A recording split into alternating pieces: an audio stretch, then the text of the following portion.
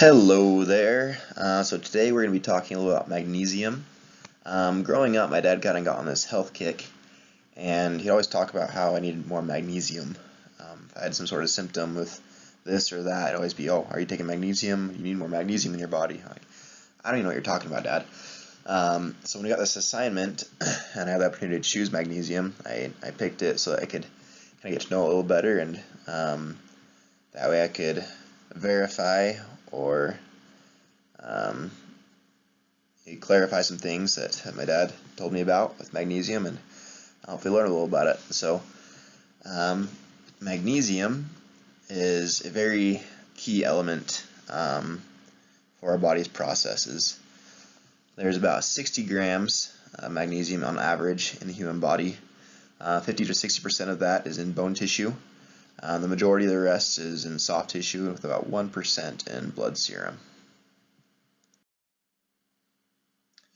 Your RDA for magnesium is shown here.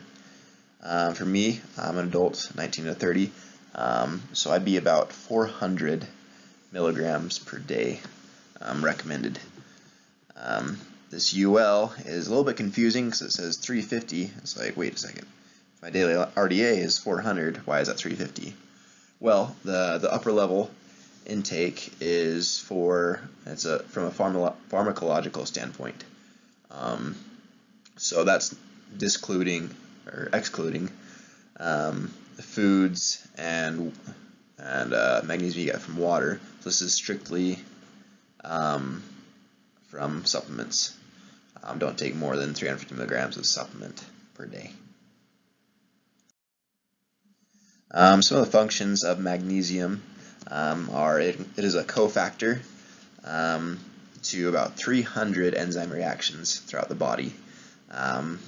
So it's essential for those reactions to take place. Some of those key reactions are protein synthesis, bone formation, energy production, and glycolysis.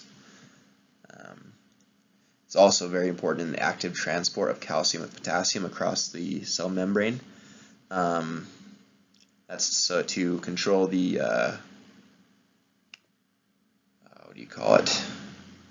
the concentration gradients of those two, so that these reactions can take place, and so the cells can function the way they need to. Another kind of cool function of magnesium is also acts as a laxative in certain forms. So that's why this laxative here is called the milk of magnesia. Magnesium, makes sense, right? So a lot of people will take this type of magnesium to flush out their systems.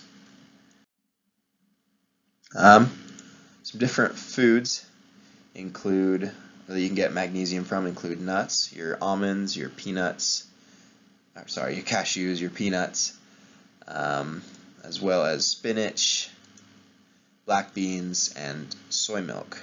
I included these on here specifically because they contain about 15 to 20% of your daily value of magnesium per serving. So they're a great way to go if you feel like you need more magnesium in your diet. Some of the health aspects of magnesium. We're going to talk about deficiency first. It is actually very rare to become deficient in magnesium because your body does so well at regulating it, and your kidneys don't really filter it out very much because it's needed so much in all those different reactions throughout the body. But on the off chance you do become deficient, whether it's from not eating enough magnesium, or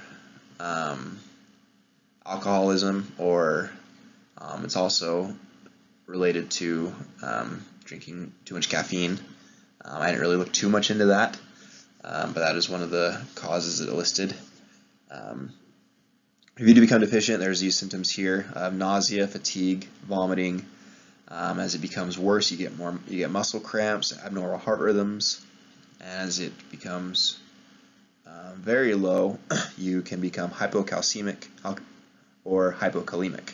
That is in regards to your calcium levels and your potassium levels.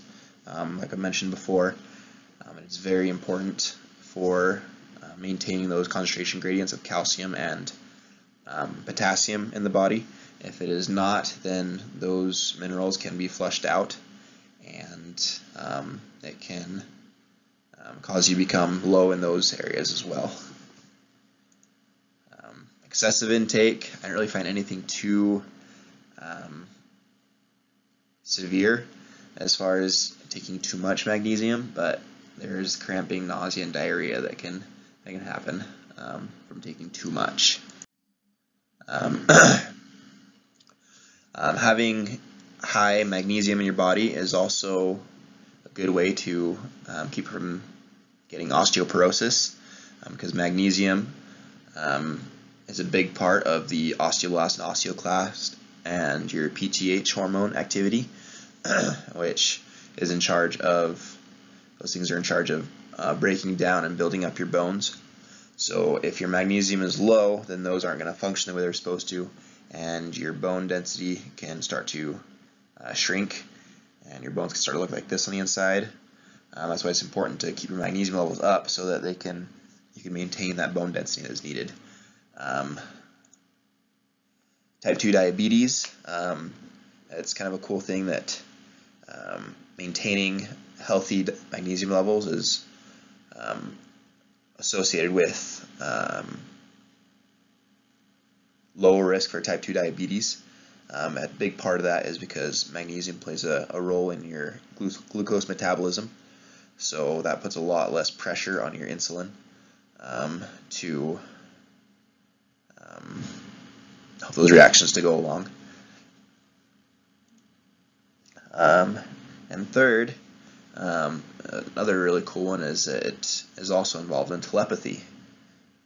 Just kidding, that's migraine. So migraines, no one likes those, but magnesium also plays a role in your blood pressure. And if you have healthy magnesium levels and you're taking magnesium the way you should, that can decrease your chances of getting migraines. And I know nobody likes that, so that's something I'm definitely gonna try. My wife gets those quite a bit, so I'm gonna give that a shot next time she starts having migraines, and hopefully, or maybe start her now, and hopefully she doesn't get migraines as often as she does. Cramp defense. So that's actually something I found on the internet. It is a actual company. It wouldn't let me copy and paste the logo on here, so there it is for you. So cramp defense, they market this magnesium mixture because they say that about 78% of cramps you get during the night are from low magnesium levels in your body. So they market this, they tell you to get the right kind of magnesium. They list all these different types of magnesium, magnesium chlorate, magnesium chloride, what's the other ones? There's a few different magnesiums they talk about, mixtures, and they say not to get those because they won't have the right kind of absorption. Their absorption is too low, and supposedly this product has a really high absorption rate for magnesium, and it'll keep you from getting these cramps. It wouldn't tell me what kind of magnesium they're putting in it, obviously for their own marketing reasons, but I thought that was kind of interesting that they're just marketing magnesium as a cramp defense as well. So in kind of conclusion,